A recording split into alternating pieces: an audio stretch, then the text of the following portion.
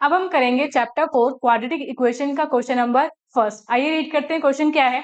Question आपसे कह रहा है the difference of squares of two numbers is 180। The square of the smaller number is 8 times the larger number, find both the numbers. और question आपसे पूछा गया है आरबीसी ईयर 2025 में। हम पढ़े क्वेश्चन कह रहा है कि आपके कोई दो नंबर है, उन दो नंबर के स्क्वायर्स का डिफरेंस कितना दिया गया है आपको 180। आगे पढ़े क्वेश्चन कह रहा है the square of the smaller number is 8 times the larger number, यानी जो आपका छोटा नंबर है उसका जो स्क्वायर है वो एक्चुअली में क्या है, लार्जर नंबर के स्क्वायर का 8 टाइम्स है। ठीक है, देन आपसे कहा गया है फाइंड बोथ द नंबर्स। हमें क्या करने, वो दोनों नंबर फाइंड करने। क्योंकि हमें दो नंबर यहाँ फाइंड करने हैं तो हम क्या करते हैं, उन दोनों नंबर को लेट करते हैं। और क्योंकि यहाँ पे एक नंबर छोटा है और एक नंबर बड़ा है, तो चलिए इस हिसाब से हम लेट करें। लेट लार्जर नंबर, जो आपका बड़ा नंबर है उसे हमने माना बी एक्स, एंड जो आपका छोटा नंबर है स्मॉलर नंबर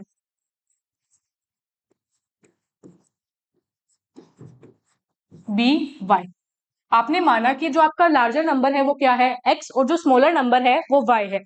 फिर क्वेश्चन के according, then according to question,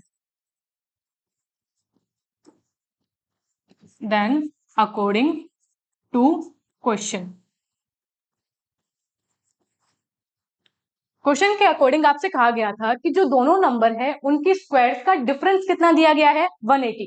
हमारे नंबर क्या क्या थे, x, यानी जो x का स्क्वायर है, और जो दूसरा नंबर क्या है y। इन दोनों के स्क्वायर का डिफरेंस, डिफरेंस यानी माइनस, वो क्या दिया गया है आपको 180।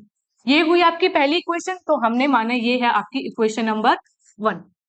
ठीक है, आगे बढ़े। आगे आपको कहा गया है the square of smaller number is 8 times the larger number. जो स्मॉलर नंबर है उसका स्क्वायर, स्मॉलर नंबर आपने क्या माना y, यानी आपको कहा गया है स्मॉलर नंबर का स्क्वायर इज। इसका क्या मतलब होता है, वर्ड प्रॉब्लम जब आपको दी जाती है इसका मतलब होता है इक्वल टू।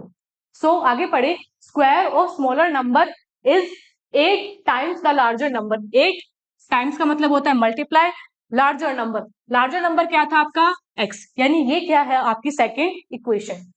इसे माना हमने equation number 2।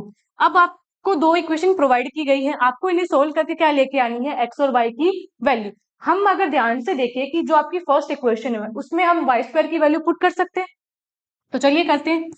From equation 1 and 2, equation number 1 और 2 से जब हमने वाई स्क्वायर की क्या की वैल्यू पुट करी, तो पहली इक्वेशन थी आपकी x square minus y square की जगह रखा हमने x square minus 8x is equals to हो गया 180। ये हुआ। अब हमें दिख रही है कि ये क्वाड्रेटिक इक्वेशन बन जाएगी कब, जब आप 180 को कहां लेके जाएंगे, उस तरफ। तो यहां से हमने बनाई quadratic equation. So x square minus 8x minus 180 is equals to 0। क्योंकि क्वाड्रेटिक इक्वेशन बन चुकी है तो अब हम क्या करेंगे, इसके रूट्स निकालेंगे या फिर हम कहें इसके जीरोस फाइंड करेंगे। क्वाड्रेटिक इक्वेशन को सोल्व करने का जो एक तरीका है वो हमने क्या पढ़ा है, स्प्लिटिंग द मिडल टर्म। उसमें क्या होता है, उसमें होता है कि जो आपके मिडल टर्म, मिडल टर्म का क्या मतलब है, जो एक्स का कोफिशिएंट है आप उसे क्या करते हैं, स्प्लिट करते हैं। और आप स्प्लिट किस में करते हैं, फैक्टर्स में। वो फैक्टर हमें कैसे पता लगेंगे, वो फैक्टर पता करने का तरीका है कि जो एक्स स्क्वायर का कोफिशिएंट है यहाँ पे वो क्या है 1, उसे आप किससे मल्टीप्लाई करते हैं, कांस्टेंट टर्म से।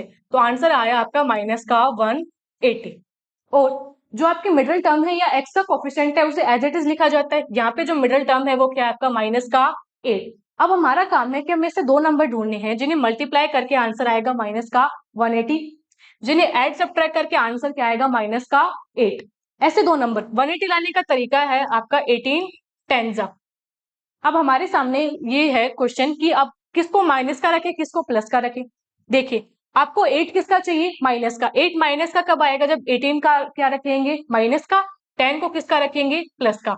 यानी माइनस 18 प्लस 10 करने पे आंसर आता है माइनस का 8। अगेन मल्टीप्लाई में वेरीफाई करें तो माइनस 18 इंटू 10 करते हैं तो आंसर क्या आता है आपका माइनस का 180। यानी हमारा जो मिडिल टर्म है माइनस 8 हम उसे किस में स्प्लिट करेंगे, माइनस 18 और प्लस के 10 में। तो इसे स्प्लिट करते हैं और आंसर फाइंड करते हैं। हमारी क्वाड्रेटिक इक्वेशन थी x square minus 8x minus 180। Minus 8 को हम किस में स्प्लिट कर रहे हैं, माइनस 18 और प्लस के 10 में। So that would be minus 18x plus 10x minus 180 equal to 0। यहाँ दोनों में हमें क्या कॉमन दिख रहा है? x को क्या कॉमन, यहाँ बचा आपका x, यहाँ आया माइनस का 18, दोनों में हमें क्या कॉमन दिख रहा है? 10। तो 10 को क्या किया? कॉमन। 10 कॉमन कैसे है? 180 को लिखा जा सकता है 10 इंटू 18, तो दोनों में हमें 10 कॉमन दिख गया, उसको हमने क्या लिया? कॉमन। सो यहाँ क्या बचा आपका? x, यहाँ क्या बचा आपका? माइनस का 18 इक्वल टू क्या हुआ? 0। अब ध्यान से देखिए तो जो आपकी फर्स्ट टर्म और सेकंड टर्म दोनों में क्या कॉमन है? x माइनस 18, उसे क्या करें? बाहर कर लेते हैं। हमने x माइनस 18 को निकाला बाहर, यहाँ आपका बचा x, यहाँ बचा आपका प्लस का 10, और ये क्या हुआ? Equal to 0।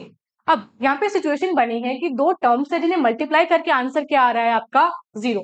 हमने पढ़ा है इफ P इंटू क्यू क्या होता है आपका? इक्वल टू 0, यानी कोई भी दो टर्म्स है, कोई भी दो फैक्टर्स है जिन्हें मल्टीप्लाई करके आंसर क्या आ रहा है? 0। तो ये केस कब पॉसिबल है? ये पॉसिबल है when either P is equals to 0 और Q इक्वल्स टू 0, तब हो सकता है ये। इसी कॉन्सेप्ट का हम क्या करते हैं? यहाँ यूज करते हैं, क्योंकि यहाँ पे दो टर्म है जिन्हें मल्टीप्लाई करके आंसर क्या आ रहा है? 0। तो ये कब पॉसिबल है? ये पॉसिबल है either x minus 18 is equals to 0 और x प्लस 10 इक्वल टू 0। जब आप x माइनस 18 को इक्वल टू 0 करेंगे तो यहाँ से जो x की वैल्यू है वो क्या निकल के आएगी? आपकी 18। सिमिलरली जब आप x प्लस 10 को क्या करेंगे? इक्वल टू 0, तो यहाँ से जो x की वैल्यू है वो क्या निकल के आएगी? आपकी माइनस का 10। यानी हमारे सामने x की दो वैल्यू आई है, x की वैल्यू 18 और x की वैल्यू क्या आई है? माइनस का 10।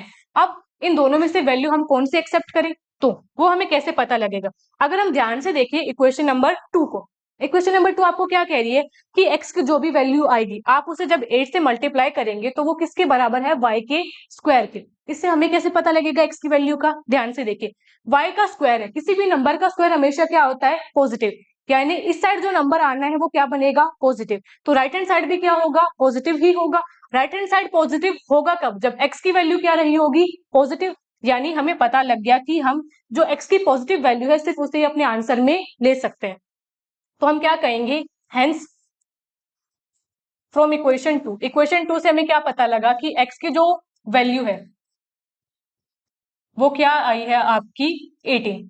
अब x की वैल्यू आ चुकी है तो अब हम क्या फाइंड करेंगे? y की वैल्यू। y की वैल्यू फाइंड करने के लिए हम क्या करें?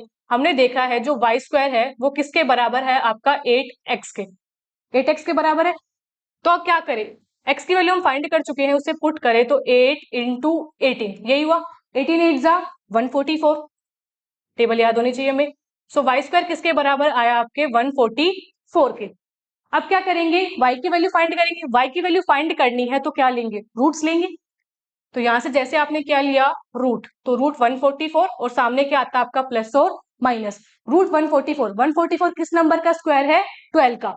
यानी यहां से जो y की वैल्यू है क्या निकल के आई? प्लस और माइनस का 12। तो हमारे सामने y की एक वैल्यू आई है प्लस का 12 और जो y की दूसरी वैल्यू है वो आई है आपका माइनस का 12।